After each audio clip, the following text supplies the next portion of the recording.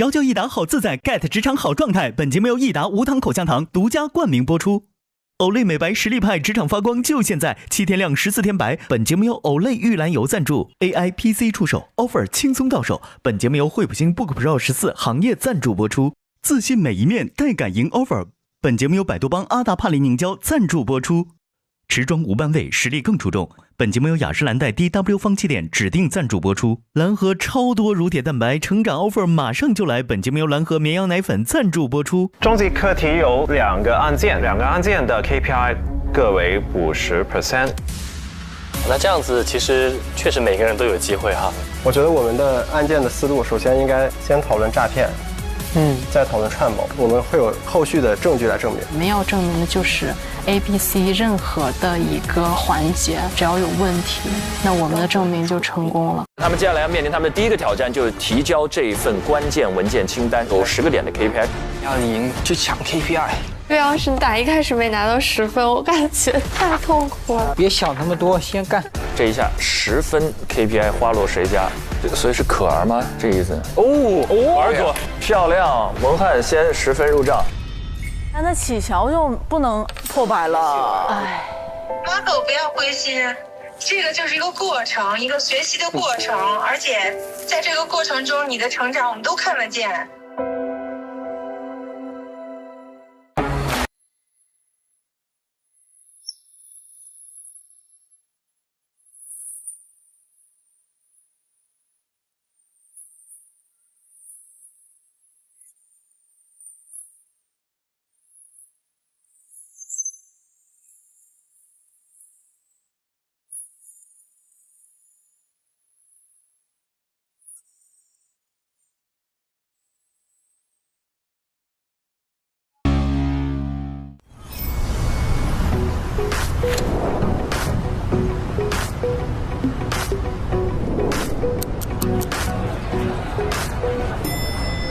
上班。今天你们就结束了，太可惜了，晚上都不能加班。可以啊，你可以帮我们做一点案例简写。哦，真的可以。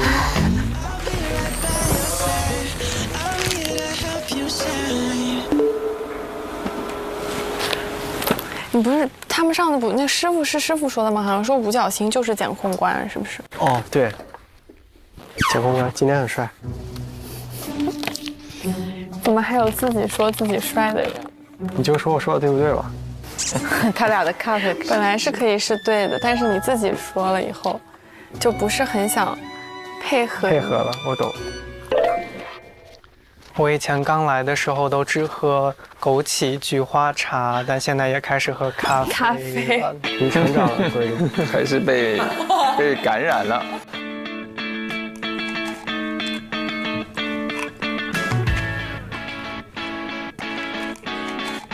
我现在看沈总有点着急啊，没事算了。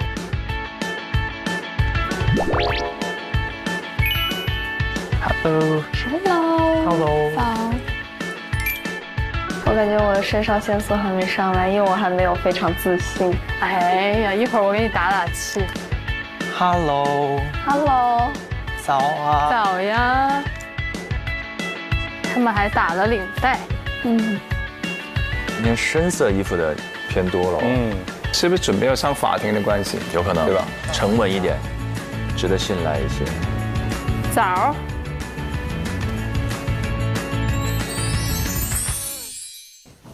加油！加油！赢多少？赢，我就尽力而为。遗憾都95了，稳稳哒。志远，对，我准备去档案室练一下 opening。行。又要开始朗诵了，演练一遍。这里应该不可能被听到。不会的。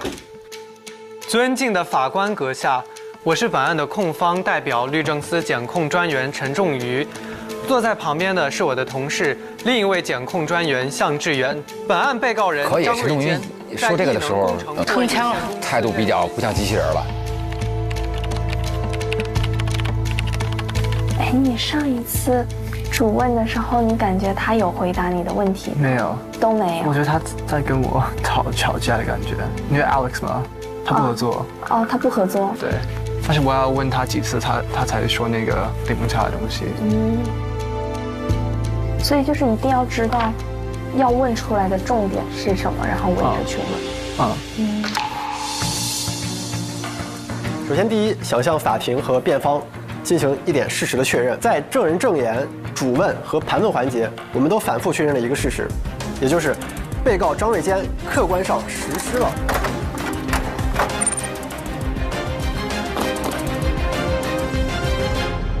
提犯来见，温馨审虑，补给来了。Hello， 沈大律师要带吃的来了。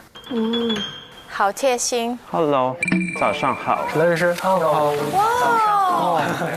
今天上庭的4位同学可以过来先吃午饭。好，约翰一下他们过来。好的，好的。哇哦。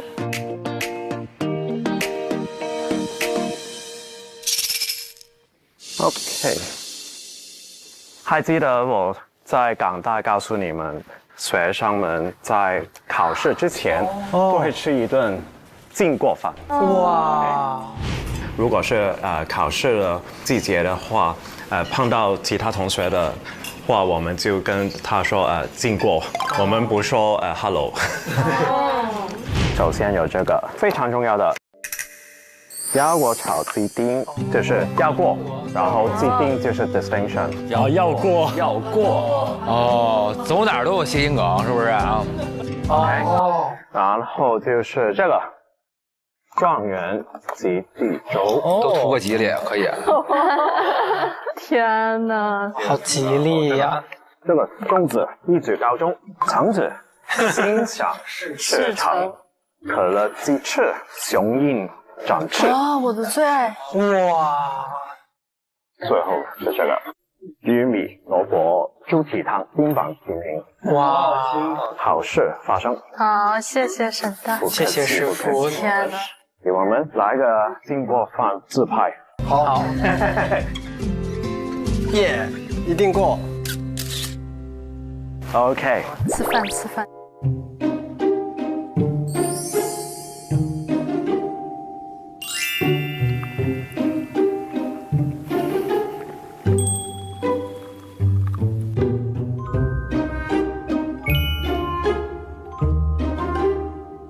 你们有信心吗？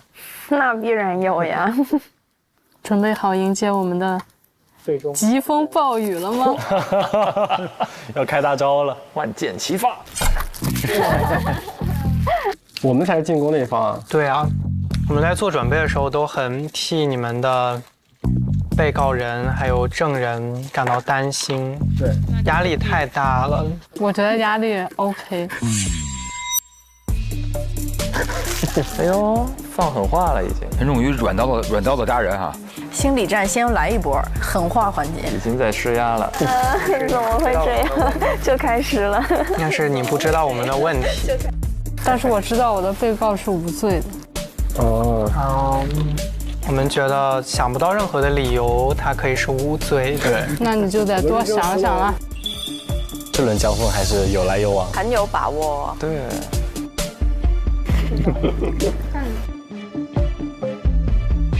这个橙子我们可以带到法院去。干嘛？是一个吉祥事成，事事都成。这事成了。吃饱了。我也吃完了。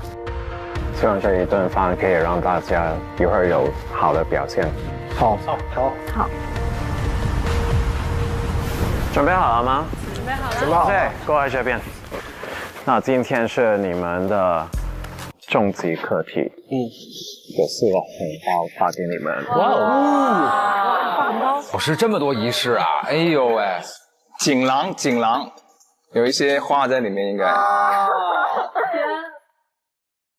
谢谢沈大律师。谢谢沈大律师。可以开一下，看看里面。哇，沉甸甸的感觉。还记得我告诉你们这个意思吗？1块3毛。哦。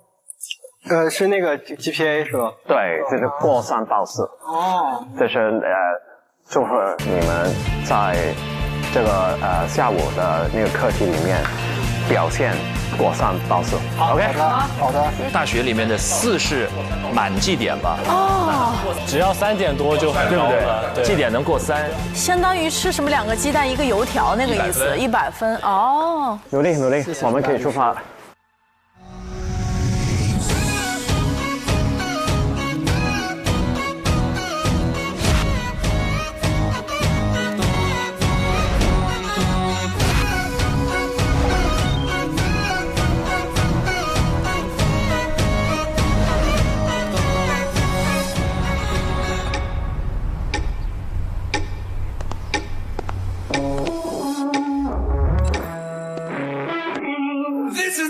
哦，帅！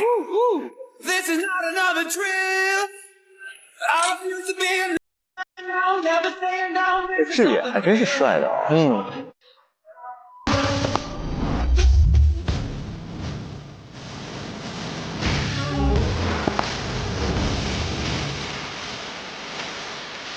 哇，哎，罗老师这样像一个大学教授，确实，就换那个样子哦。对，感觉不一样，不同人的感觉。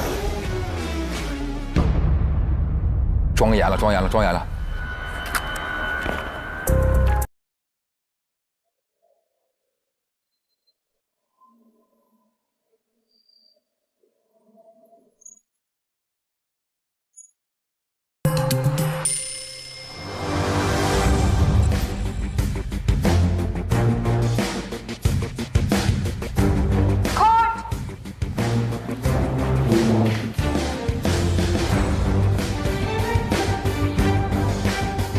体重。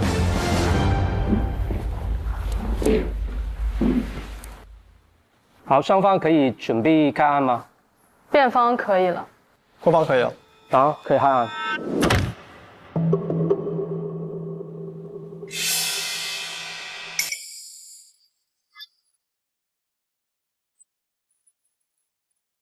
尊敬的法官阁下，我是本案控方代表律政司检控官陈仲瑜。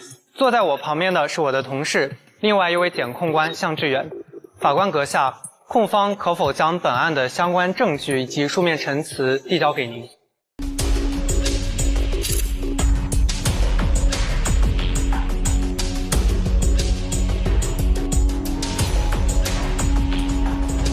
好吧，你可以开案。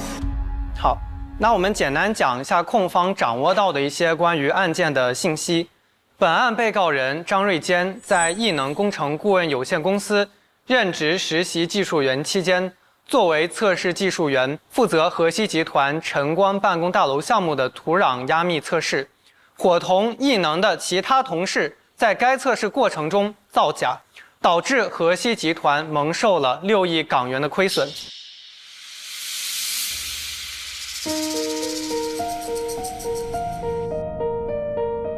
根据2020年12月31日的监控反映，当其他技术员让被告人在测试图表上签名时，被告人看都没有看就签署了这份的图表。考虑到签署人需要承担相应的责任，被告人只应当签署自己亲自完成的报告。被告有代签嫌疑啊。被告人是艺能化验所的实习技术员，根据化验所中对员工职能和训练表的显示，进行土壤压密测试就是被告人唯一的工作内容。而根据上下班的打卡记录，被告人从2020年的12月8日就开始上班，到执行涉案测试的2020年12月29日，其实已经工作了14个完整的工作日。14天的时间重复同样的一种工作，被告人应当对实验的流程、实验报告的具体注意事项都相当熟悉，包括96小时的测试时限要求得到充分的了解。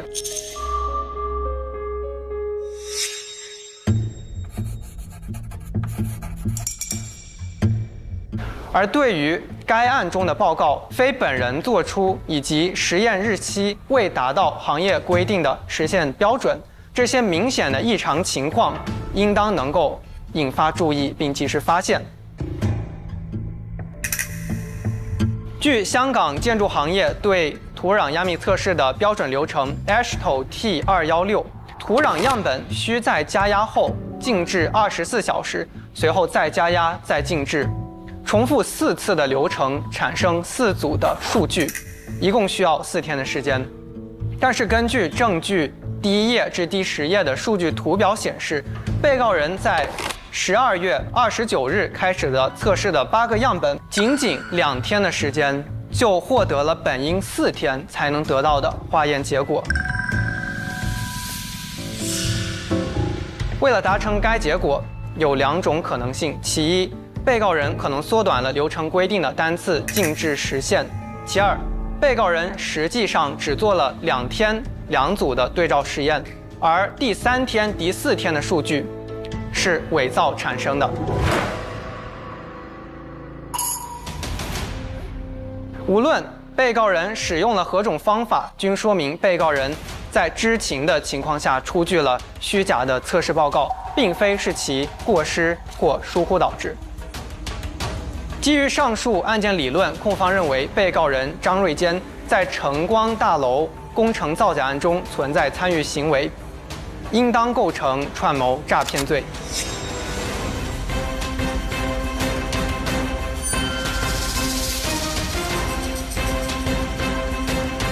控方的开案，整体来说，他的开案的那个语调都是挺有说服力的，我看得到他的进步哈。控方将在本次庭审中提交与案件相关的证人，艺能工程顾问有限公司的首席技术员李峰先生。法官阁下，控方的开案陈词完毕，下面可以传唤证人出庭。好，可以传召你的证人。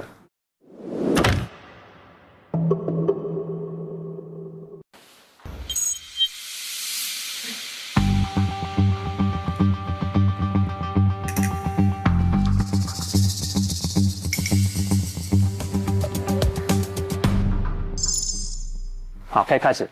李先生您好，您在艺能公司的职位是什么？首是技术员。好，就是您在口供中提到，在初阶训练的时候，和包括后面有一个高阶的技术员会对新进的员工进行培训，长达1整天的时间，是吧？在这个过程中，他们会对详细流程进行讲解。您感觉这些会不会让他能够对这个标准有足够的熟悉程度？他应该有能够把这个清楚了解的，因为他假如是不了解的话，他不可能把一个数据弄出来的吧？所以我肯定他们知道这个要求的。艺能化验所内对这个土壤样本交接的流程有没有什么具体的规定？比如说这个样本是被告张先生要他做的测试，需不需要把这个样本交给他本人，确认他收到之后才能够算完整的交换流程？你这个当然是最理想的做法。但是你看到那些有问题的，这个就是没有看起来没有依据我们的要求吧？他自己摘清楚了。都是2024年就是收到控方的电话，他说怀疑我们做假的情况，所以我就再看那个监控的情况。这个是11月28号的那一天，被告人没有上班。我们收到那个土壤样板的时间，他不在位置，我就看到那个郑志明把一个土样板就放到4个人的位置上面就离开了，就是这个情况。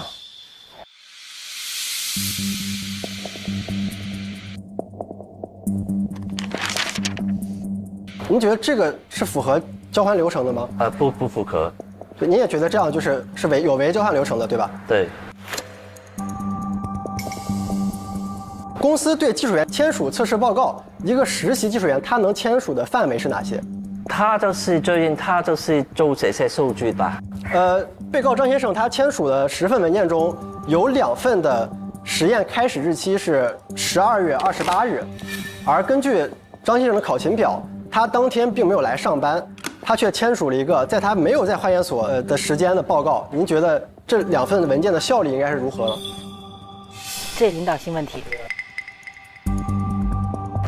肯定是有问题的，因为他不在的话，他不可能知道那些数据是不是准确的，所以他没有做这些工作，拿出来这些数据肯定不可能是真实的吧。辩方律师这时候得反对跟打断节奏的。按照 AT26标准，正常的土壤样本从开始处理到得到结果，这个过程需要多少天？4天。好的，那所以说，如果一个实验样本它的开始的时间就是 day 0，应该是12月29号，那它结束的时间应该是1月2号。好的，那被告提交给您的8份样本报告中，他8份都是开始于29号，但是他的签署日期却是31号，他只用了2天的时间就完成了需要4天得出的数据。所以您认为他是怎么做到的？就是他怎么样操作可以得到这样的结果？这个很引导啊。姑娘们说话呀，反对。等于是他不是在那个指定时间来完成的话，他这些数据肯定不可能是一个准确的标准。好的，所以就是说应该是假的。哦，您觉得其中有假的资料是吧？对对。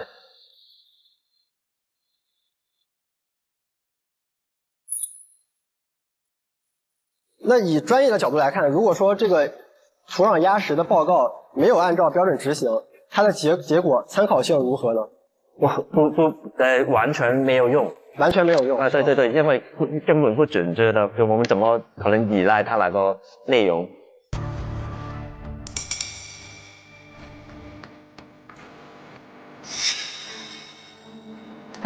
控方表现得很好，他能抓住到底这个造假是在哪里发生，在哪一块。好的，我的主问完毕了。好，证人，现在辩方有一些问题问你。好的。李先生您好，首先呢，我想问一下您关于您刚才提到的培训的一个问题。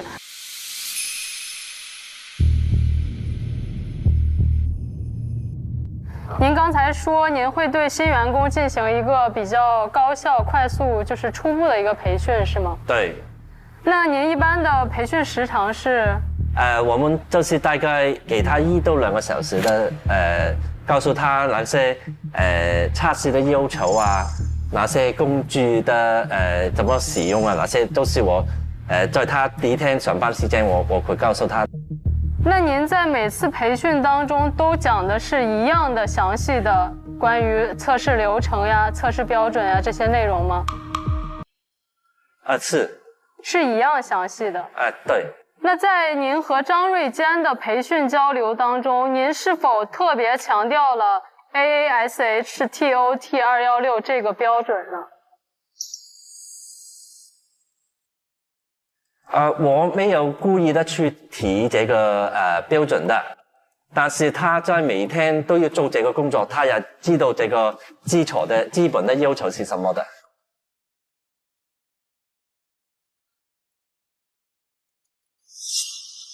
那12月8号的时候，张瑞坚来第一天的一个上班培训，当时是谁来带领他去参观的？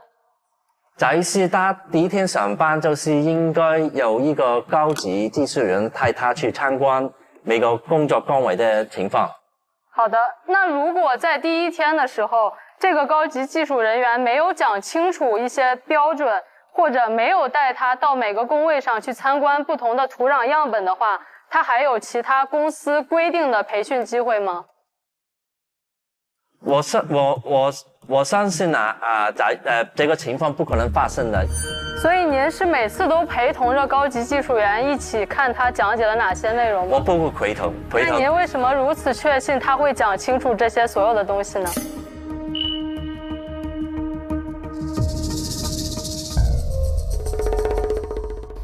哼哼，我是厉害啊，是不是？问到了无话可说。OK， 我们下一个。根据公司的这个流程，刚才有您说到的规定，您会在每一份文件上签字的。肯定是。就是它的这个报告上面会非常明确的写明它的时间窗以及它每一天的那个荷载量。那您签字的时候是完全不关注这些东西的吗？比方说在 P1的这个数据图表，第2行就会非常清楚的写明 day 0，然后写明它的日期是2020年的12月29号，然后从 day 0下面的数据的载荷量，还有它的一个固结程度的记录，也会非常明确的写明。那您就在这么近的距离在下边签字的时候，您就是完全不会看上面的内容，然后只会看一个有这个首席技术员、测试技术员的签字，然后就可以签字了，是吗？不同意，因为我肯定要看那些数据是准确的，我才能签上去。但是那些数据是怎么走出来的？我相信它是有做这个测试才走出来的，所以我相信这个数据是准确的，我才签下去的。但是您在31号的时候看到这个写着28、29号的，还是签了是吗？他拿过来，我看到被告人签的名字，我就觉得看到哪些数据没问题，我就签上去了。那他还是觉得之前有人签了。那就是您还是存在这个疏忽。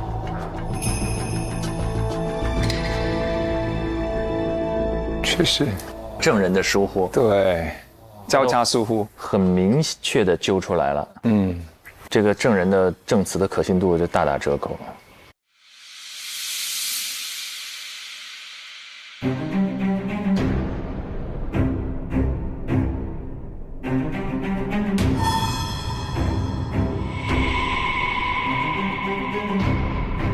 您平时在工位的这个时间长吗？就是您的工位和其他的员工是在一个空间内的吗？我的公司就是只有15个员工，位置不太大。所以说，您对员工日常的一个工作行为是有一个自己的观察的，对吗？可以接受。那您有没有和下属强调过，比如说，或者猜测过他们会不会有代签的行为？对，其实罗一涵现在主要还是盘问的，就是说，在这个培训的过程当中，因为那个被告他应该是没有办法和途径获得一个就是这个事情正确的应该是怎么做的，所以他做错这件事情很有可能不是故意的，那就不构成那个串谋的这个诈骗罪。让人承认忽视了。对。我要求的他们不应该这样做。所以您有提醒过是吗？也有这样猜测过？对，肯定。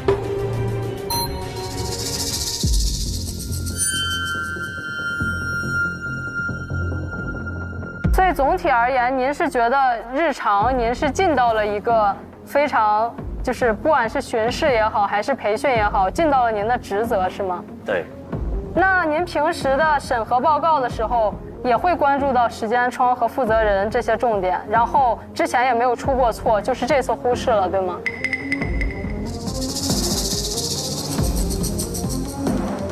之前有没有出错？应该就是对我所记得的没有。当然，他这样子盘问也确实就是让他们这个证人的可信度也降低了很多。好的，所以这次事件您认为就是员工们自己的问题，您完全不知情。我可以应该接受的。辩方呢，我就觉得罗一涵其实他表现得非常好，因为他把那个很大范围的问题就做得很小。他想知道的，他想表达给法官听的，他就把最重要的问题提出来，就直接去问，就不会让那个证人带得很远，所以他这块是做得非常好的。好的，我没有进一步问题了，谢谢法官大人。这个是控方的案情吗？是的，控方的所有证人已经传唤完毕。好。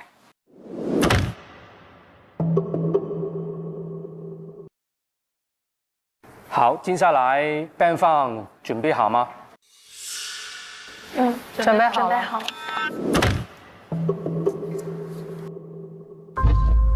尊敬的法官阁下，下午好，我是辩方大律师尚燕紫薇。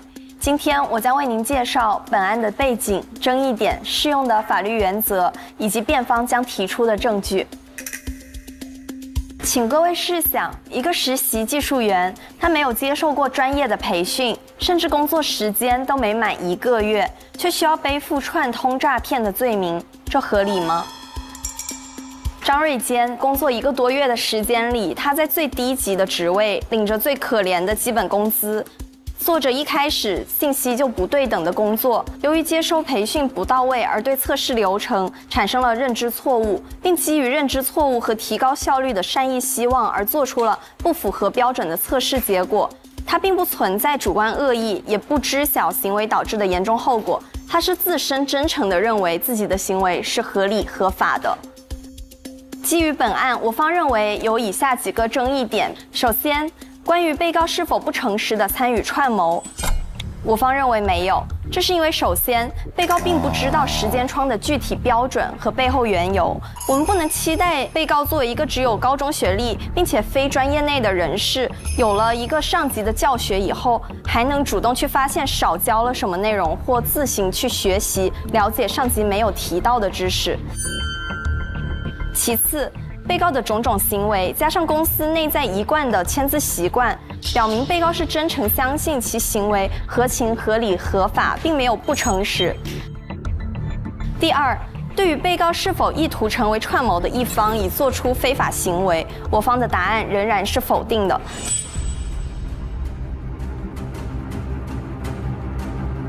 这是因为首先，被告提高效率的操作方法是自发想到的，是被告在身体不舒服、压力太大，同时被告又想除夕回家陪家人等种种原因之下，又基于自身对规则的错误理解而想到并进行实操，并应用于当天所有公司的样本。哦，这紫薇之前他找到的那个，对，就他所有想要压缩时间的做法，都是出于自己的一些考虑，而不是说公司交代的。哦，这样就不是串谋。我可能需要承担一些民事责任，但是刑事这个责任我不担。基于以上事实，辩方将传召2位辩方证人，一位是本案被告，另一位是介绍我们当事人入职化验所的另一位化验所技术员。你现在可以传召了。我方申请传召证人陈荣康。好。好的，陈先生您好。我想问您一些问题。晨光办公大楼的项目期间，大概在年尾的时候，12月中旬到12月底的时候，你们上班的一个作息大概是什么样的？很繁忙，其实每一年的年底也很繁忙，因为不同的发展商啦、地产公司啊，他们也会在年底之前去开始他们的新项目，所以每一年的年尾也一定很忙的。那对于当时的你们来说，每个人的一个工作量是多少？以及就是你们会有要求每个人不能超过多少工作量，然后才能保持这样的一个工作效率吗？有要求，那个要求是每天30个样本。那在晨光项目上，就是据你的当时的一个印象，你知道它的这个10个样本是怎么分配的吗？29号有进来一堆样本，郑世明让我去给张先生，但是我等了很久也看不到张先生，那我也等不了那么久，所以我就直接把大概18个样本放了在他的桌面上面。所以说29号的这个样本也有很多其他公司的样本是吗？我真的不清楚有多少是什么东西。那也就是说，他后来29号来的时候，桌上的样本有可能是您放的一部分，有可能是之前有的，还有可能是在当天别人放的一部分，是吗？肯定有我放的，但是我不知道我放了什么。然后您也不知道您放的里面有多少是晨光办公大楼的。对，可能没有，也可能有。那您是什么时候知道这个 AASHTOT216的这个标准的？其实我们从来也不 care 这个，我有听过，但是我不知道内容是什么，我们也不 care。这个真的是一个草台公司。好的，所以您完全不知道这个标准。那如果不知道这个标准的话，后面你们会自己去主动的去了解这个标准吗？也不会，因为完全没有需要，这个不是我们要处理的事情。好的，好的，我没有进一步问题了。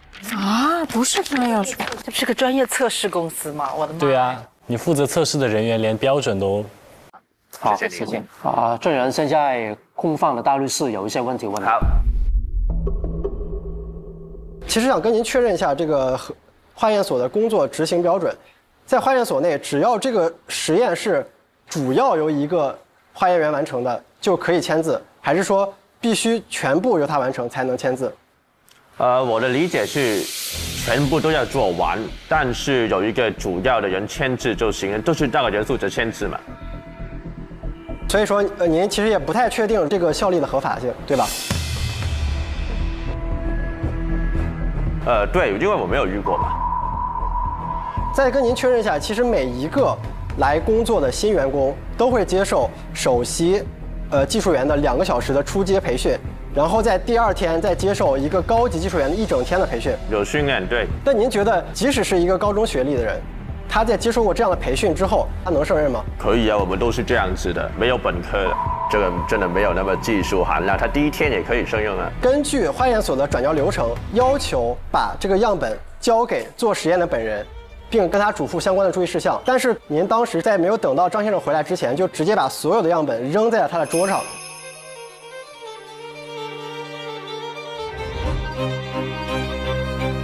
对呀，他为什么自个儿不知道？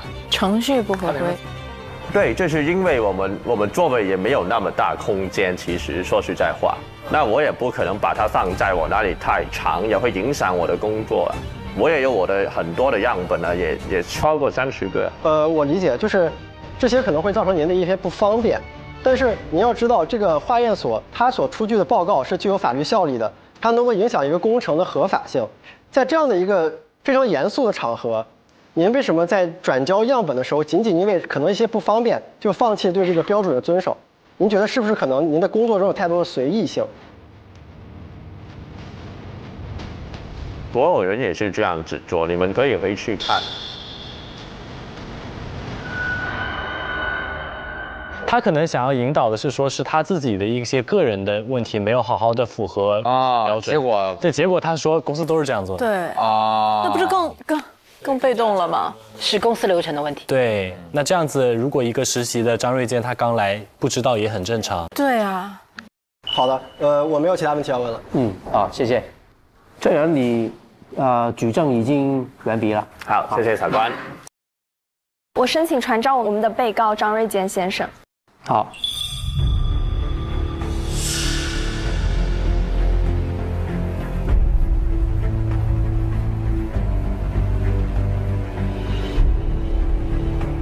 好，被告，你的大律师现在有问题问你啊。好，知道。张瑞坚先生您好，您的最高学历是？中学毕业。在艺能工作了多久呢？大概几个月吧。请问您在这之前有了解过或者做过相关的土壤压密测试吗？没有。那您了解 AASHTO T216这个标准吗？不太清楚。您至今都不清楚吗？至今都不清楚。我发生事情都不清楚，损失了6个亿都没有回去再看一看。您在入职之后，公司有对您进行一些专业方面的培训吗？大概有1-2个小时吧。我记得第1天签合同的时候，有一个叫李峰的老总啦，他就是有给我说一说大概那个工作的内容是什么。他有跟你讲具体的规则吗？比如说土壤压密测试的一个基本的流程？有，他有解释过那个流程就是说要用那个仪器等等。然后第2天那个正式开工的时候呢，就是另外一个同事然后他也是有讲过整个流程。他就是说你回来的时候呢，就会收到那个样本他们有跟我说时间有一个样本之后呢，你就放在那个仪器上面，然后就放1个晚上中间要加2个什么负载的东西就放下去啦。然后第2天早上回来的时候呢，你就量一下然后记录一下然后再等到第2天再回来的时候呢，又再做一次这个动作然后记录下来，是这样简单的一个培训嘛。然后有提醒过我要如何去保养那个仪器跟其他安全守则等等。那他有明确跟您说这个测试1天只能对1个样本做1次吗？我也不太清楚哦。那他有说每个样本测试之间要隔24小时吗？我不记得他有说过这一点。哇。所以这么说，您对于这个时间间隔的概念其实是很模糊的。您只知道是需要隔一段时间去，让它的水分流失。水分流失我都不知道。哦。原来是这个原因呢。这个公司很散呢。那得培训陪半天也是可以哈。完全是一个机械培训。那个做一个这么重要的测试，结果对啊，结果啥都不知道。我觉得这个很多工作至少要有一个类似于资格证的东西吧，经过一个培训拿到一个证书。那在李峰跟您去介绍这些流程的时候，他有提到，如果这个土壤压密测试做的结果有问题，最终会导致大楼什么样的严重后果，他有说过吗？绝对没有这样严重的事情。测试的目的是为了确保那个什么石头够硬。他说啊，你香港的那个设计师啊，跟那个建筑师啊，都会确保那个用的材料都是足够的。所以我完全不知道原来后来会导致什么大的问题。哦，他连这个会导致什么样的后果都不清楚。我可以理解成李峰是在跟您说的时候，表示这个土壤压密测试它没有直接影响到最后大楼，因为在这个最后大楼的建筑的安全还有其他的建筑师、设计师来保证，是吗？是啊。哦，好的。证人，据你了解，是你说你要每一天加这个2个负载，然后据你知道是要做几多天啊？哦，应该是那个他有说是5天之内要做到4次，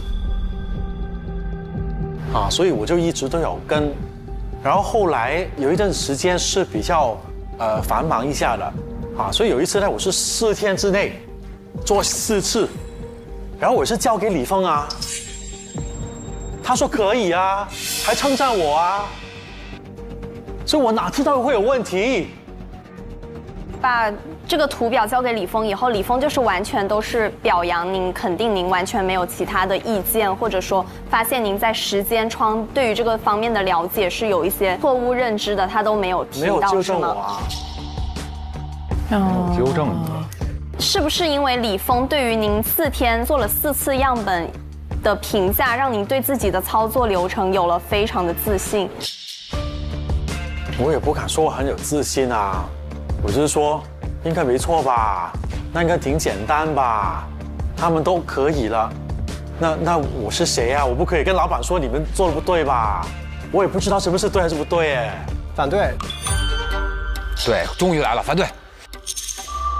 反对，引导性问题，不可以直接问说是不是让您觉得有自信，这是以是否可以回答的问题。辩方律师可以留意一下。好的，我会注意我的表达。所以您的操作方法从入职第1天起，一直到后面也都从来没有改变过吗？也中间确实是有时候是会做快了，啊，因为就是时间的越来越赶，然后老实说，我确实是想放假啊。所以您是把5天4次的这个5天理解成不是一个最少要放置样本的时间，而是理解成了一个只要在这个时间内，不管到底花了几天，只要完成了4次测试就可以。我也没有想得这么复杂，我是说一直我要去交那个报告，啊，然后是我做啦，我签啦，签完之后也是有老顶在上面嘛，他们也签了嘛，他们没理由看到我做的不对。也不说我啊，所以他们有签啊，那我就一直都不知道有问题了。老板就不管。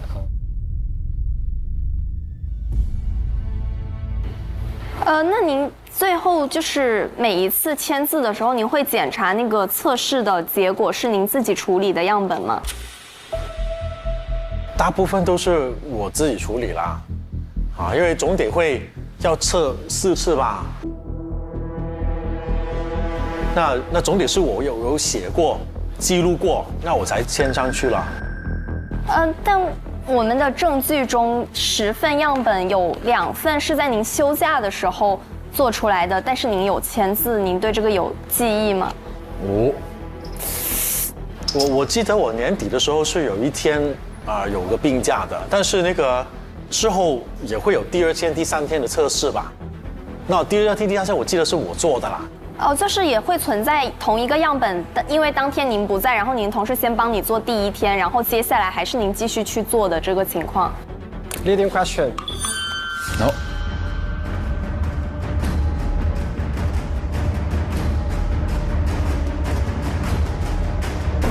不要再解释。紫薇有点慌，再看法官的反应，问到就 OK 了。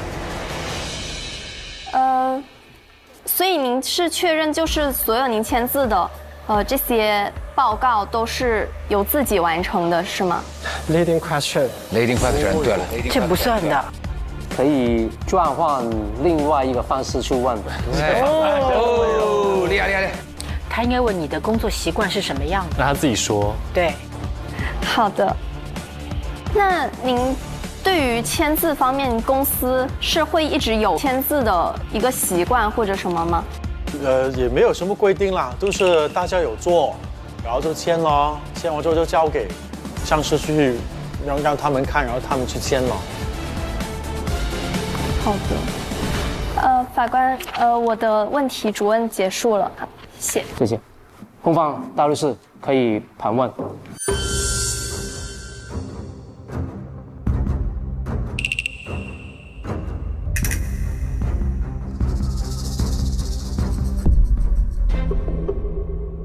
刚刚听下来，其实您是不是觉得在艺能的工作其实没有那么顺利呢？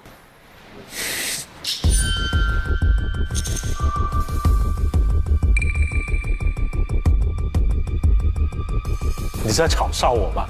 当然不顺利啊！你看我现在在哪里啊？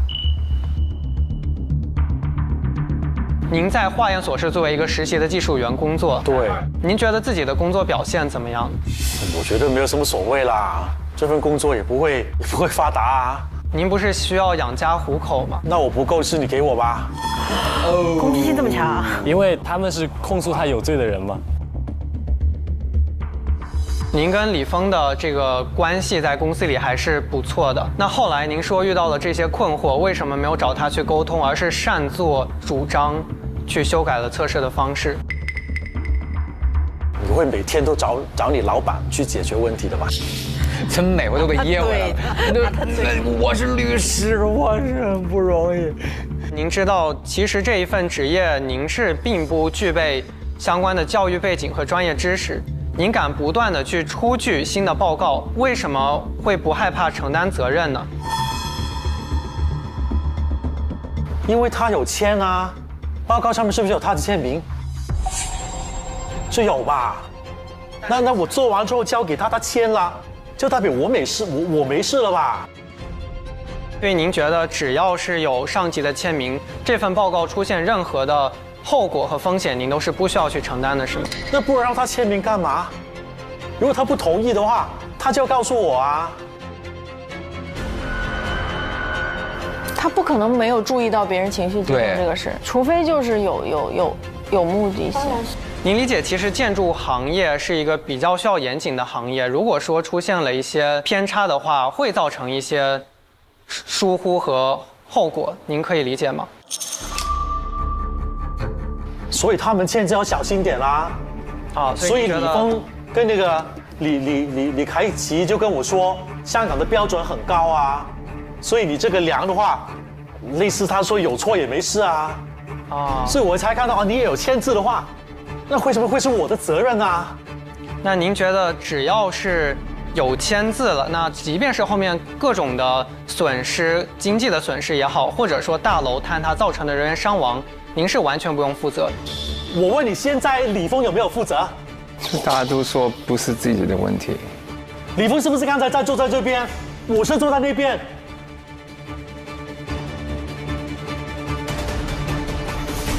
陈仲瑜的盘问策略很有意思，他提的问题都非常尖锐和有攻击性，让被告在法官面前呈现出激动和逃避的状态。这个其实令被告在法官眼中减分的。这还是一种策略啊，学到了。是说明模仿不可信哈。我学到了。然后在晨光办公大楼项目的土壤压密度测试当中，您是作为10个土壤样本的测试技术员参与了测试，也就是证据中提到的。应该是吧，但我确实不记得哪一个客户是我做，哪一个客户是其他人做。然后根据您上下班的打卡记录，我们证据里也有提交，12月28号，您是不是其实没有来到化验所上班呢？应该是，我记得我说那天生病了吧？啊，那您签署的这10份报告都是您亲自测试的吗？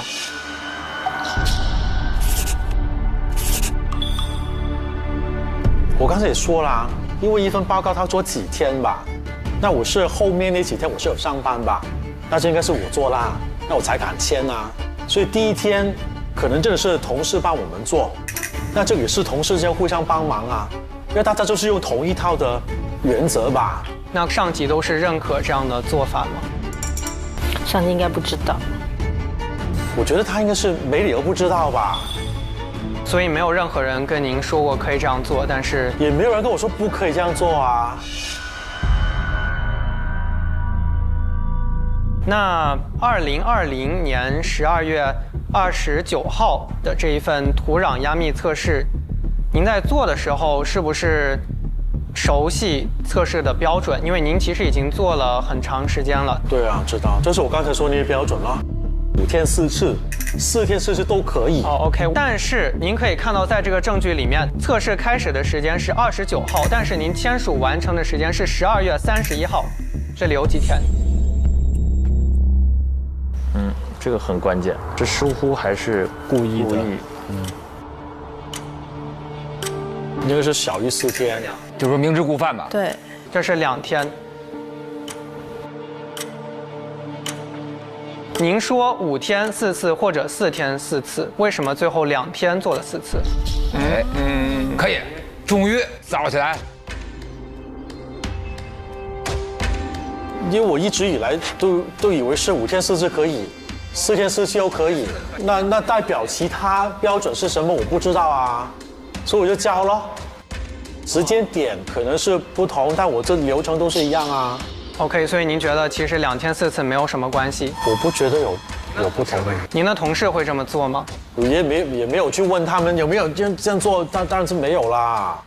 但是我就认为是老板会知道的吧。那所以您是否可以承认，在2020年12月31号，您提交的这8份由12月29号开始的测试报告是没有按照一个标准去执行的？5天4次、4天4次，2个标准都是标准，那我哪知道那个2天2次是不是标准啊？也没有任何人跟您说过2天4次是可以的。没有人跟我说没有啊。然后您自己觉得为了跟家人能够更早的团聚，所以就可以篡改一下，对不对？不是篡改，我就说不是篡改，是他说这样做，我改了他也没所谓，然后之后他有签字，不是篡改好不好？他是给我看内容就签了吧，负责任的不应该是他吗？陈仲云挨顿骂是怎么回事？他感觉快被骂哭了。但陈仲云问的问题是靠谱的。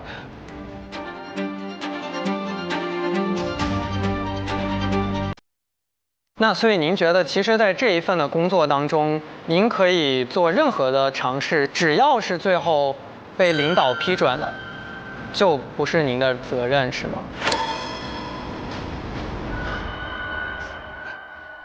如果我是放别的东西上去，我觉得这改变不行了，好不好？那我都是放那个样本上去啊，那都是我一直做的范围里面啊，那我没有很大的改变啊，之前也有改变过啊，他没说话啊。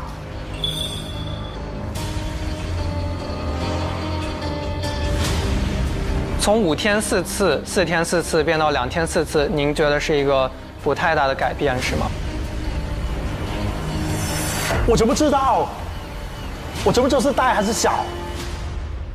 你有后续去跟其他的高级技术员做任何的确认吗？我不需要做确认，你明白？就是他有限制就确认。OK。面对情绪失控的被告，陈仲宇算是顶住了压力，他的盘问坐实了被告作假的行为。但他这个状态也不像是说是故意串谋了要去做一个。是的，对，串谋诈骗。他是知道我有错，但我不是故意的，这样。对，他就是不知道做，但是他是有责任，但这个责任不应该是刑事责任。对啊，责任是逃不掉的，对。OK， 法官阁下，控方对被告人的盘问结束。好，谢谢。被告你作供已经完毕了，你可以。谢谢。这个是辩方的案情吗？对，我方的证人已经练习完毕了。好，接下来我们来个休庭30分钟啊。好的。往后就到双方做一个口头的结案陈词。好的。好。Court。是不是经验不够的时候不太敢站起来反对啊？我觉得还是那个经验不足吧，所以就是觉得站了可能会错，就不站了。另外跟性格也有关系，经验不足的时候，向志远就会顶一步，我管他，我试一下，不行。对，会莽一点。另外2个女生会更加稳重一点，紫薇会往后退一步。好想站起来，就是坐不住了，我都。那这个分1个罪还是2个罪？就是他们控的就是一个串谋跟欺骗是1个罪。对，串谋诈骗。所以他其实只要证明他不是串谋诈骗就行。对的。但是他如果自个儿没有意识到已经被串谋了呢？那不叫串谋呀，你自己都没有这个共同的意识。就是我认为我没有跟人串谋，就不叫串谋，就是我被别人利用了不算。他们就在证明这个是提前商量好的，叫做串谋。对。要没串上啊。那为什么刚才这个过程当中，像向志远他们没有把串谋还有诈骗这些往更实里去问或者去？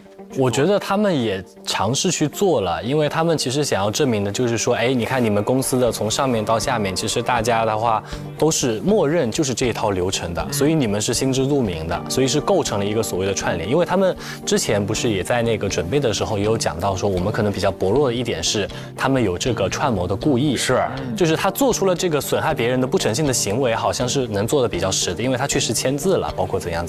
但是他们一些串谋的这个点，他也是认为是他们薄弱的地方，所以他们是想要通过证明他一个所谓的你们日常工作中就是这么进行的，而且人数又多，你很难不认为你不是串谋，但他也没有一个真的很就是直接重的一个证据，就证明你是串谋。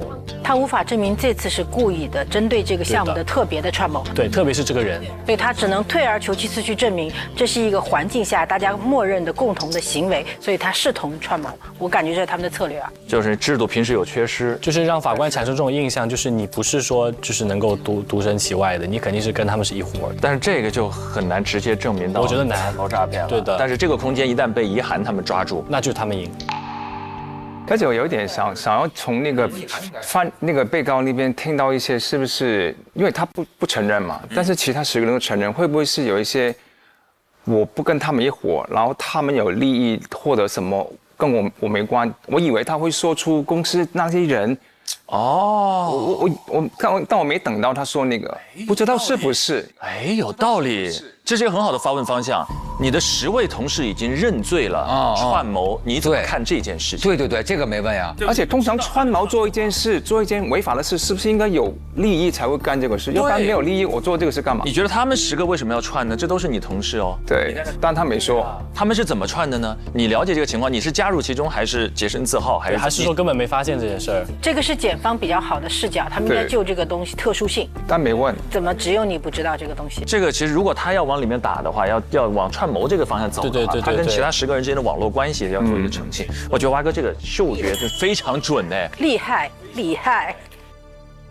有的他们天才啊。OK 了，也许在结辩的时候，双方还有奇招放在后面，对不对？按兵不动，然后最后再冷箭突施。觉得这个法庭真的是逻辑的碰撞，好嗨呀！喜欢吧？我这天真姐听着就面色红润，就整个人被带动进去。面色好想加入，因为脑速特别快的时候，表皮细胞、毛细血管都会发红，跟着在动脑子。你会想，如果是我要怎么去反驳，或接下来会怎么问，这很酷。但另外，这个沈大律还有一个大事之前的仪式感，也很有趣。红包给了1块3，叫做这个过3报4。过3报4，好像应该是他们大学校园里绩点，对，3.0以上绩点就很高了，40满分嘛，满绩。各位过程当中有没有那种一个大事要到来之前，给自己一点仪式感的小瞬间？我跟大老师一样，我需要一些这种仪式感。哦，仪式感啊！大年30就明天大年初1嘛，我必须要准备就是全套的这么一个都是新的，衣服要新的，内裤、袜子什么都要新的，就放在床头。然后第2天早上就是把所有的这个新的衣服都已经穿上了之后，然后大喊一声“我忘，我忘，我忘”。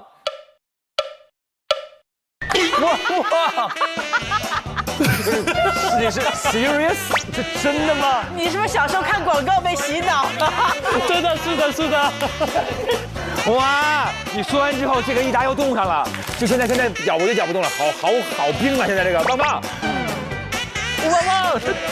不是来的有点突然，是真的喊出来。因为以前就是小的时候，因为经常看那个电视嘛，你就会有这个脑子这个印象。然后一开始还小时候比较害羞，不敢喊，我就先这样大喊，哇！发现没有人反应，哇！大喊一声。你好可爱哦。可以，厉害。相比养石头这个好一些。好一些是吧？比养牙膏还是要强一点吧？是，就而且我们就是大年初1不能说脏话嘛？什么意思？什么时候都不能说脏话啊！大年初1不能说脏话，就是说你们家是有多了 gangster， 我全是 rapper， 一家人除了大年初1都是 what's not， 这见面都是。就是比如说，因为我们大年初1要起早，然后我爸的话呢，比如说每次起早的时候，他就一堆抱怨的话嘛，然后我妈说收回去。然后就是，所以我从他这个行为反推，我就先说一句吉祥话，对吧？就是第一句话，旺，一年都会旺。哎，这种类似有一点可爱荒唐的事儿，我也干过一点点啊。之前听说过放生能转运，别人都买小鱼弄个，然后我当时想怎么办？我拿了个牙签放在了树林里，搁进树林里，光回家吧，小牙签。就是只要是心中有感觉这事儿我做了，他就会什么。我有一点是这样的，就是我最近感觉我有点不顺，我就开始想我们家现在最近出了哪个东西是新的哦，然后我就觉得是它，把它扔掉，然后就感觉这个事儿就解决了，然后他就会好像妈呀，对，反正就是扔掉一些杂念，好像就会好一点，然后更专注一点。我觉得还是蛮科学，控制变量嘛。对，这是一个新增的变量，太科学了。科学，我说一个我爸很科学的，来一个科学的。不是过年，他就告诉我，就一直到现在，就是逢大事前，比如说高考啦，什么找工作啊，他都会让我吃香蕉和苹果。香蕉和苹果，100分吗？香蕉和2个苹果，不是1个香蕉1个苹果，他的理论非常科学，跟达尔文有关系。达尔文喜欢吃，是很科学，因为他说猴子啊进化成人，它主要是排它吃香蕉，所以他觉得香蕉有能量。然后为什么吃苹果呢？因为苹果有个谐音叫平平安安。他说因为有一些动物进化着就嘎了。哦。所以他希望我平平安安的进化到我想要的状态。哦。这个很深度啊，觉得你进化的不够完整。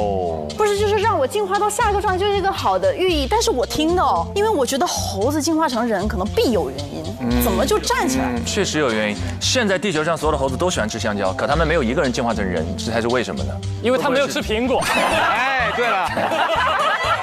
苹果。对，它应该是苹果和香蕉结合吃。它嘎了。它嘎了，不平安了，它进化的要平安的进化。是。科学，对，不得不说，达尔文都说科学，所以你要防止猴子统治人类世界，你就不要给他们吃苹果，不要给他们吃苹果，关键是要控制住它，对，控制变量，控制变量。我几年没录这节目，现在变成这个风格。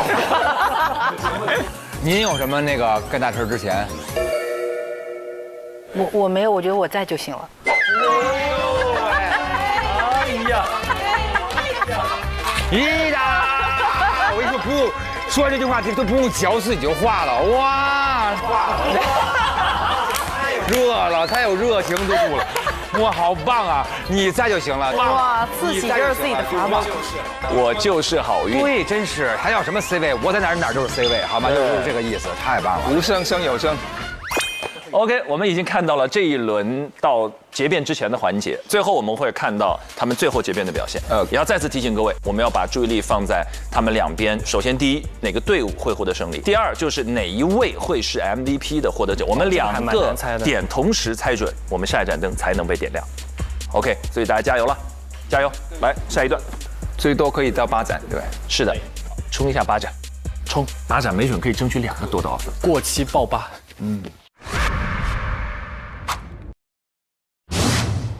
你觉得刚刚的盘问够凶吗？不够。好吧，那你一会儿凶一点。啊，结辩不需要凶，还好。哦，好吧。我感觉我已经非常凶了，他都被我激怒了。我感觉我要去的话，我要盘他的话，我可能跟他吵起来。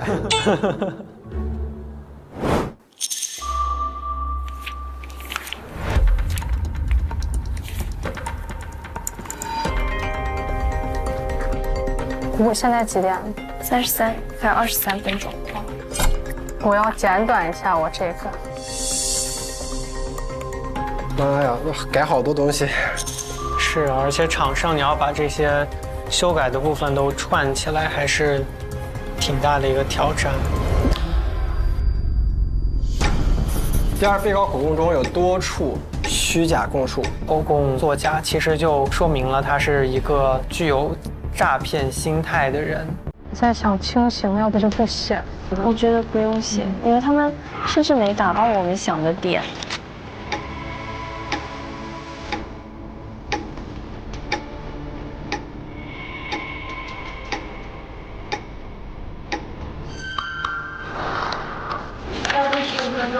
好。我看过超多那种律政剧，就是靠结案陈词翻盘的。绝对，而且那个超精彩。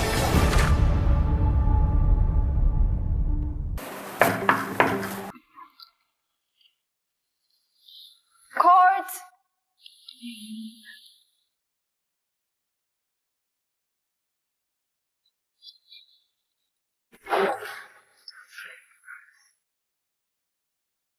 好，现在是控辩双方的一个结案的陈词啊。我们首先由控方的做一个结案的陈词。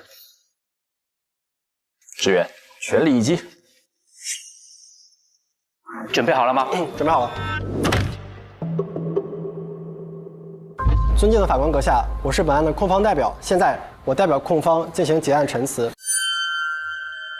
首先要进行一个事实的梳理，在证人证词、主问和盘问环节，我们都反复确认一个事实：被告张瑞坚客观上实施了出具报告过程中造假的行为。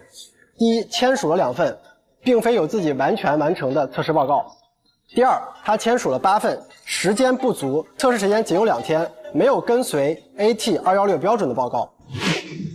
香港而家用嘅係 AASHTO T216標準。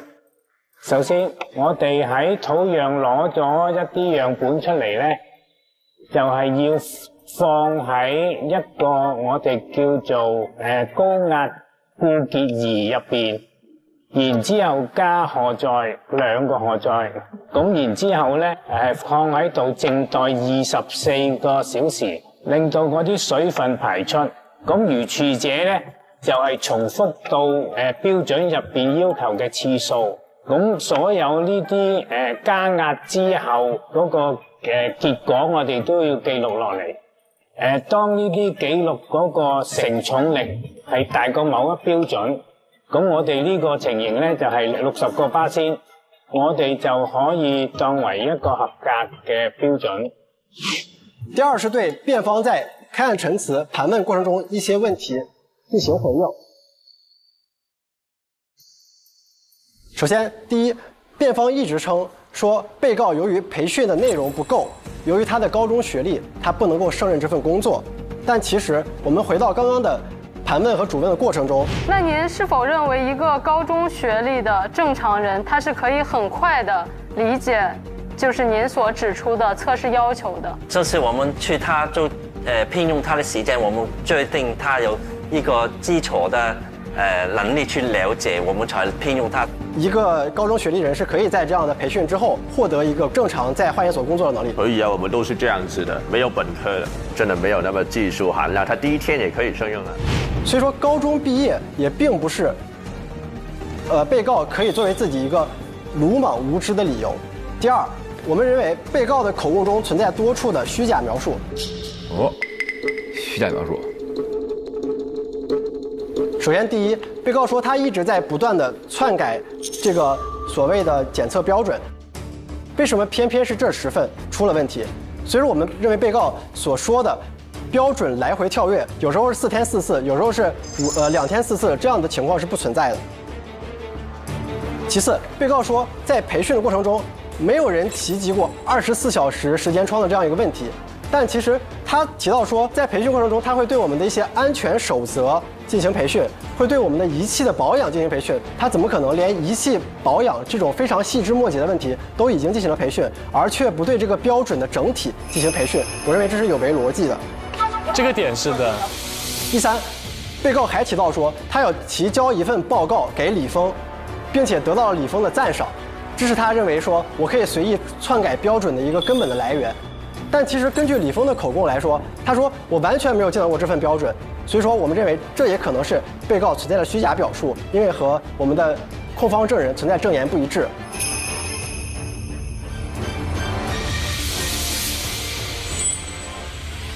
控方将继续聚焦在串谋诈骗罪的控罪要素上，结合控方证据、证词和刚刚的主问盘问环节，对信息进行分析，对可能影响控罪的3个核心要素进行一一梳理。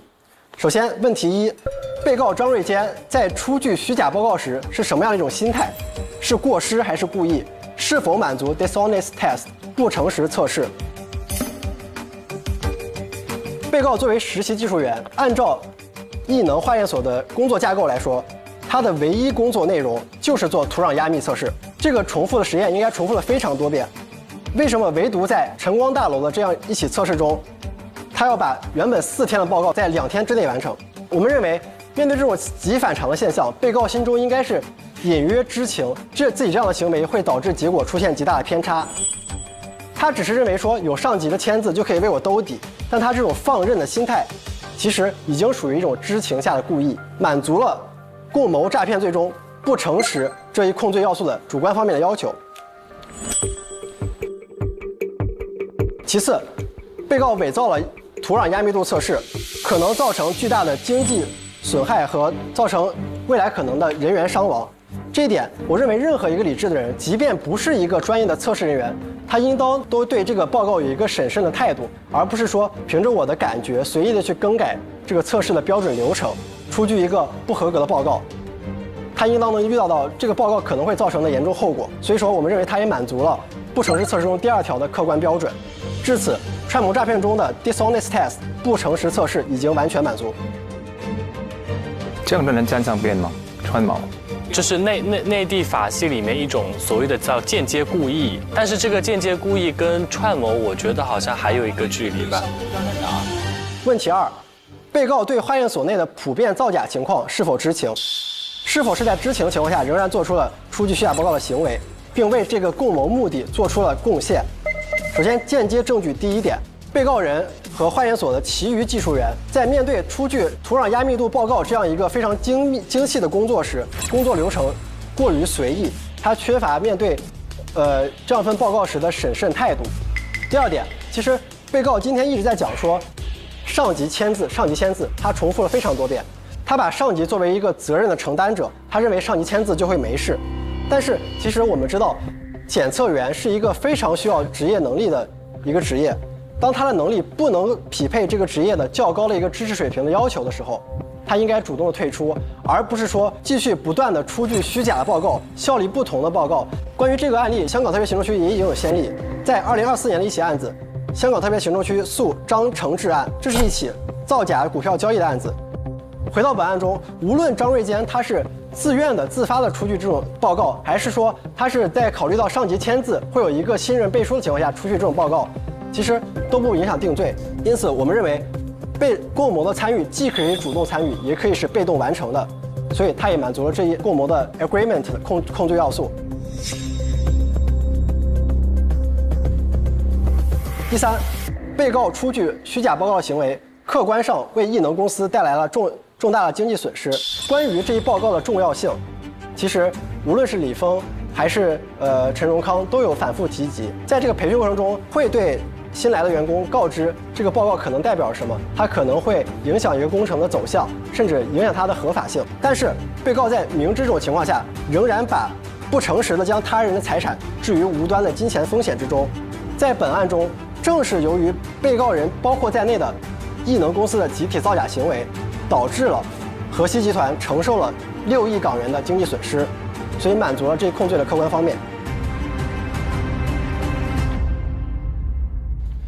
被告张先生是一位建筑行业的检测员，他出具的检测报告直接关乎大型公共建设项目是否符合标准，是否能开工，这个土壤是否适合建大楼。但是如果说这样的一个检测员都可以为了自己多休息一点，希望自己能提前放假回家陪家人，而擅自的修改检测报告，可以抱着侥幸的心态说我不用担责任，我就只要上级承担就好了，可以出具一个效力不明的、出现极大偏差的报告，而损害了公共利益，其实后果不堪设想。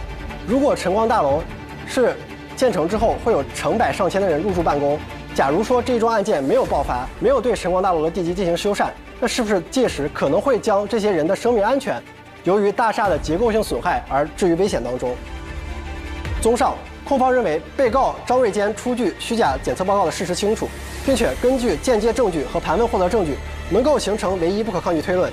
这一推论为被告对共谋知情并参与了串谋诈骗，控罪要素均已满足。控方认为法庭应当判处被告张瑞坚共谋诈骗罪成立。控方结案陈词完毕，谢谢。向志远同学他的结案做的还是不错，整个流程、整个系统都不错。30分钟时间，让他们做出这个结案的准备不容易。谢谢。好，谢谢。你的 BGM 变了 ，BGM 变了。罗老师，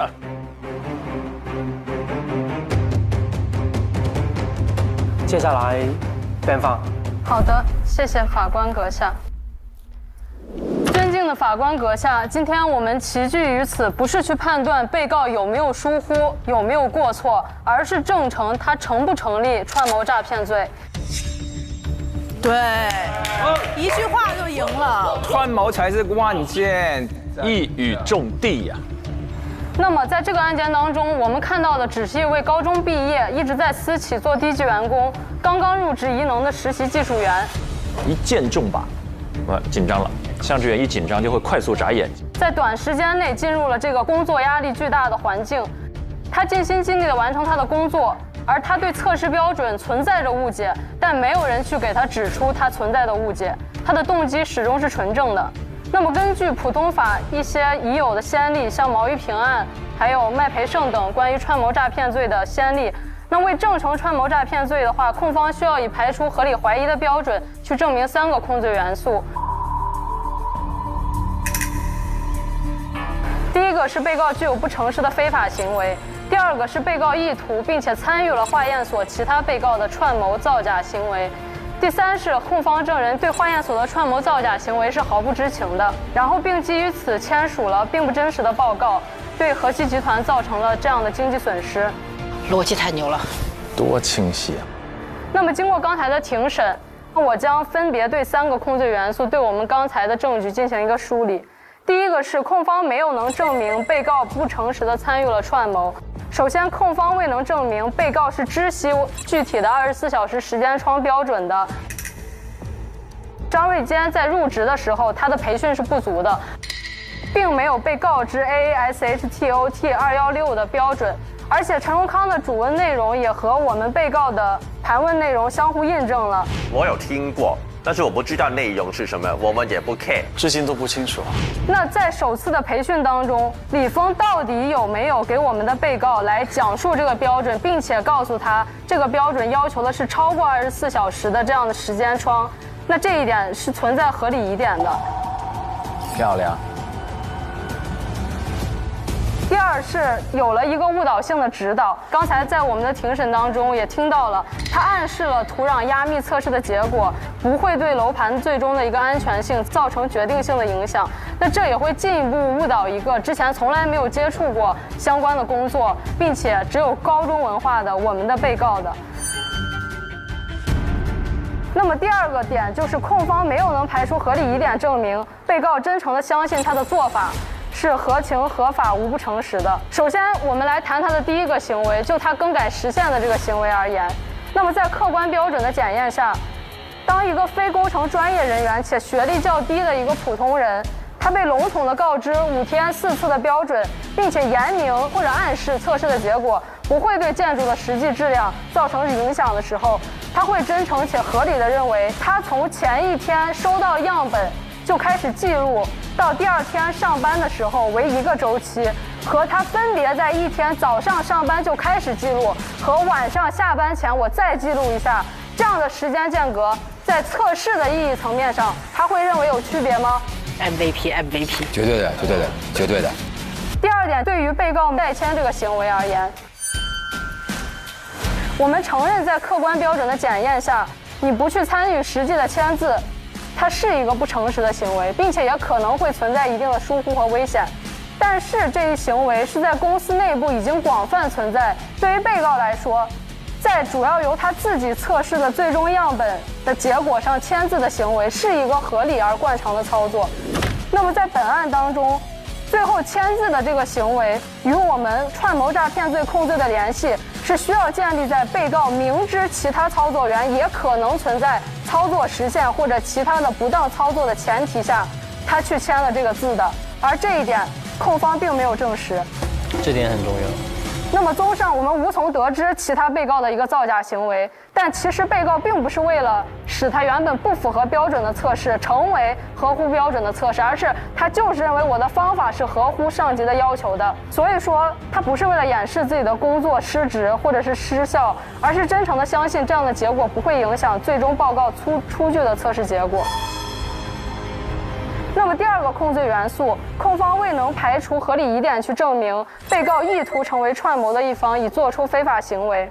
那么在这一点上，我相信控辩双方是可以认同这里是没有直接证据去证明他拥有这种意图的，那么就只能通过张瑞坚的一个公开行为，他的 overt act 去证实他参与了化验所其他被告的不诚实协议，去做一个推论。那么首先，我的被告是缺乏一个非法的这种串谋的目的的。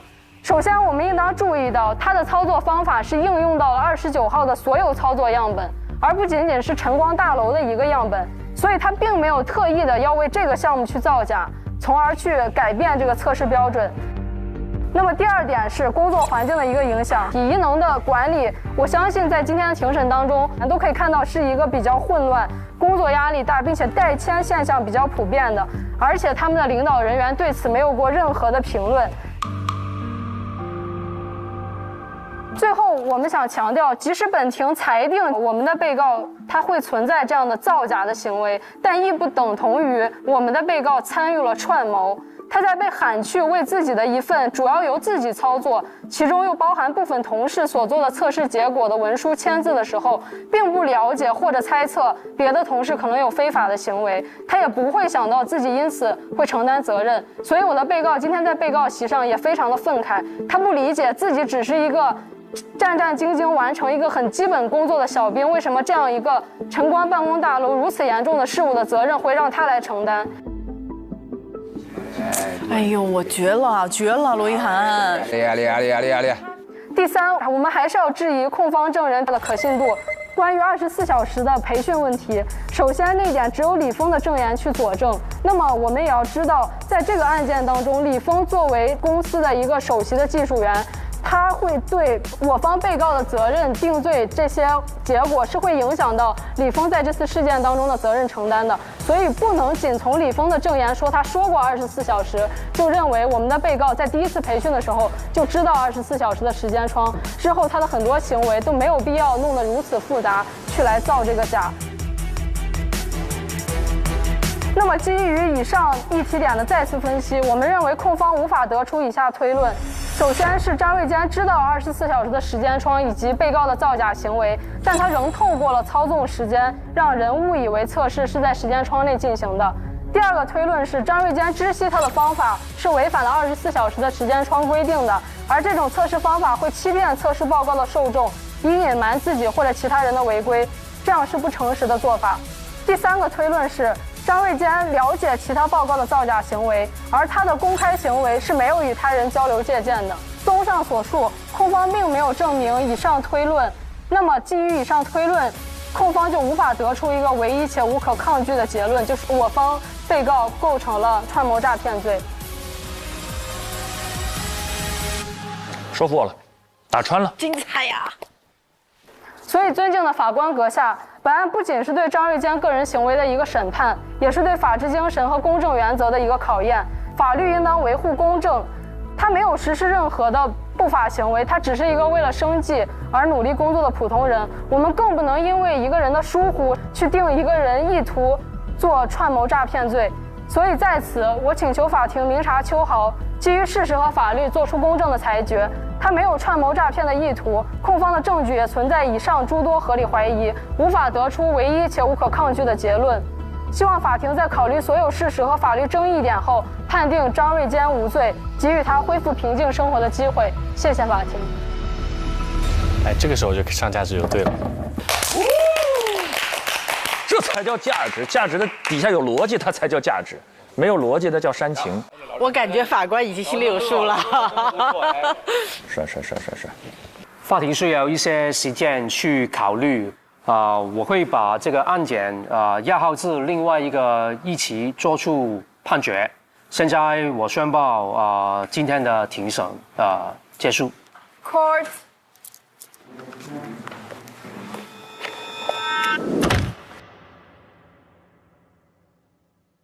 OK， 各位同学，你们今天的终极课题已经完成了。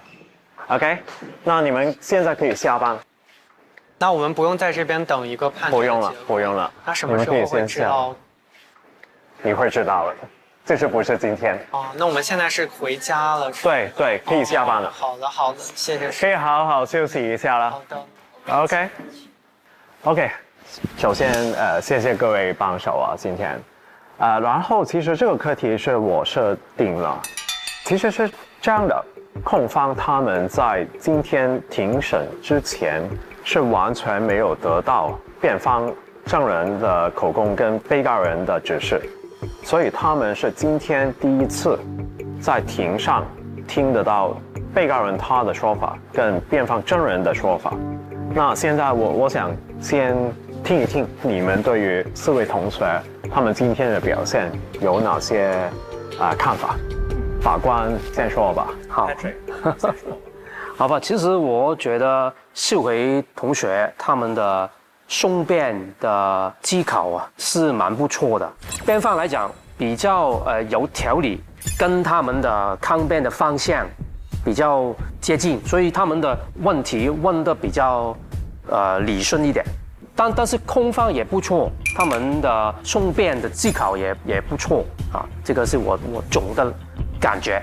OK， 向律师还有陈律师他们其实对那个案情是掌握得很好，而且他们提到的那些细节充分的表现他们是理解这个案情。辩方呢，我就觉得罗怡涵其实他表现得非常好，他想表达给法官听的。他表达得很好，就不会让那个证人或者那个被告带得很远。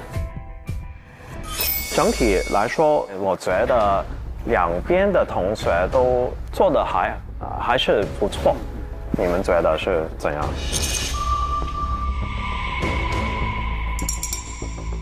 觉得双方都有做得好、做得不好的地方。我觉得都是两边都差不多。论表现的话，都真的差不多，但是在4位同学里面也肯定是他做的最好。如果大家都同意的话，就这样吧。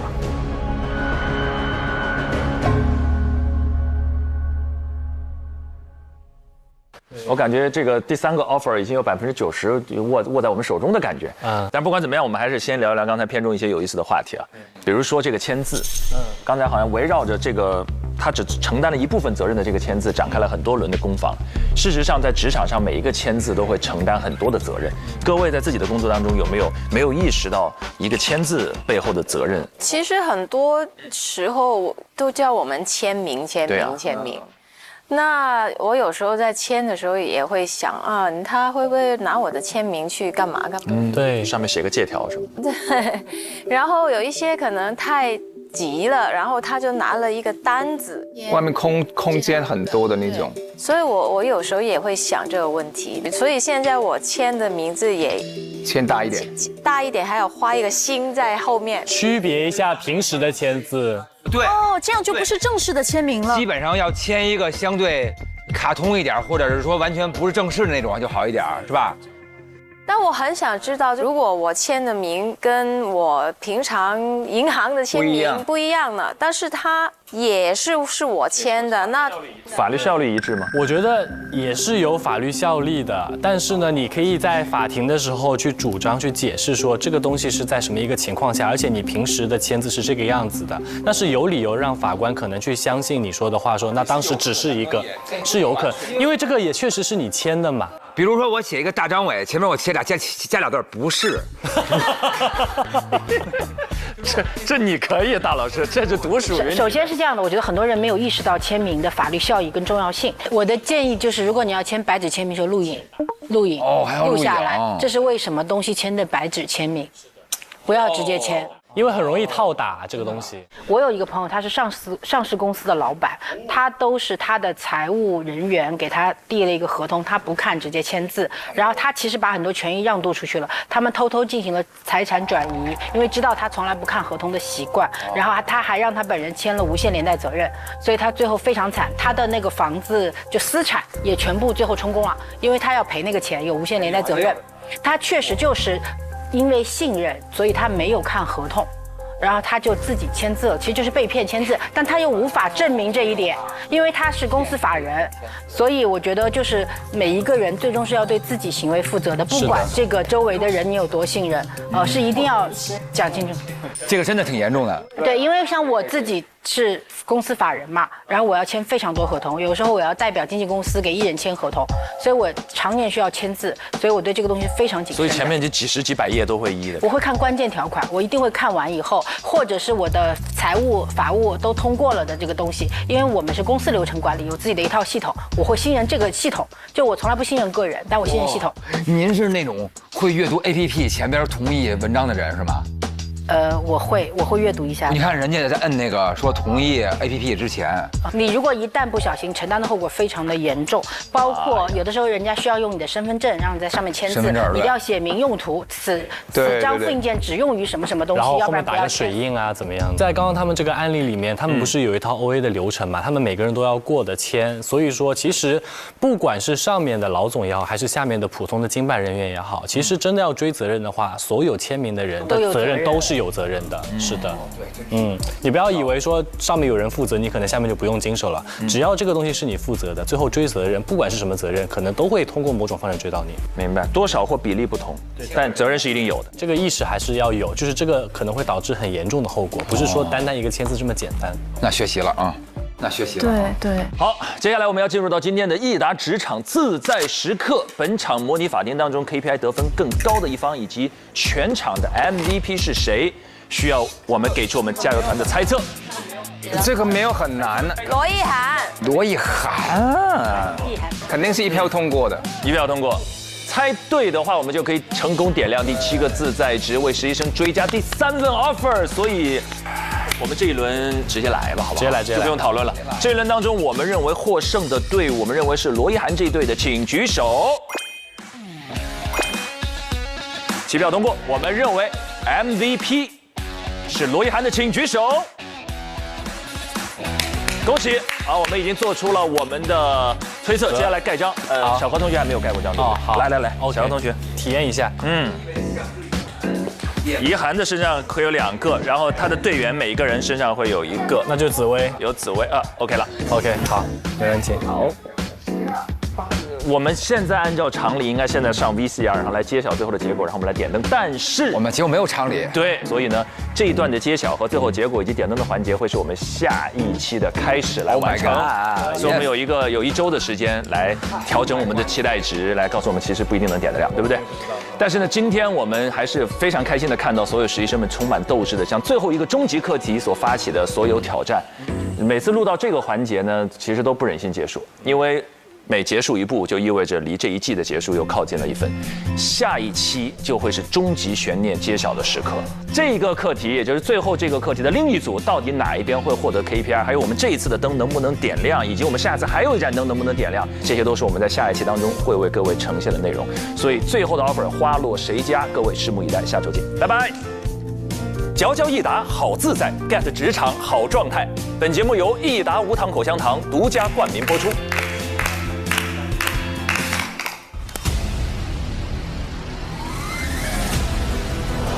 哇哦，帅呀！哇，可儿眼睛都杀红了，给。哇，这个哇！他们没有经过任何申请方的同意，就已经决定把所有的资产转移给一个全新的公司了。把稳定的业务转移给子公司，也是一个集团公司很正常的商业考虑。我们的申索人想要去交易他们的这个股份，其实就是难上加难。我没有必要绕这么大一圈去侵害他们的权益。现在的 KPI 的结果已经锁定，只有 KPI 过100的同学才有可能进入到终极的面试。终极面试不仅仅是我们3位，我们3位的师傅也都会一起出席。师爷，3代。Perhaps we could have the first interviewee, please.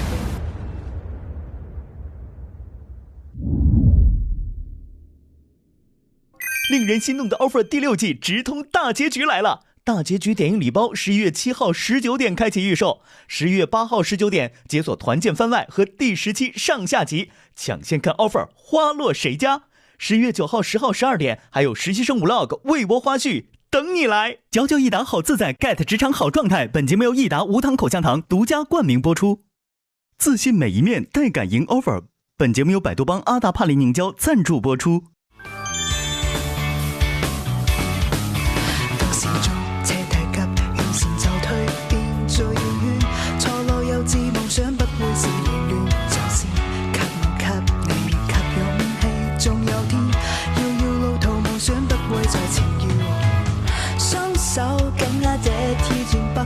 更多的感慨不缺道理，無畏懼再去跟看一切，再一次挑戰我嗎？競技會在哪方？奔跑人群中，世界能屬我，交出杯波爭錯的答案。無懼那一天可會踏破，精彩每一步，這一生痴心夢想，誰會在意它？奔跑人群中，世界能屬我。上微博参与令人心动的 offer 议题辩论，畅所欲言你的观点。更多精彩资讯尽在新浪娱乐、微博娱乐、微博综艺、新浪综艺。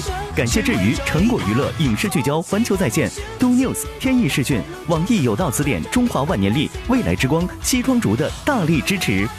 深度内容合作媒体腾讯新闻、夏至工作室。感谢丽丽城传媒对本节目的大力支持。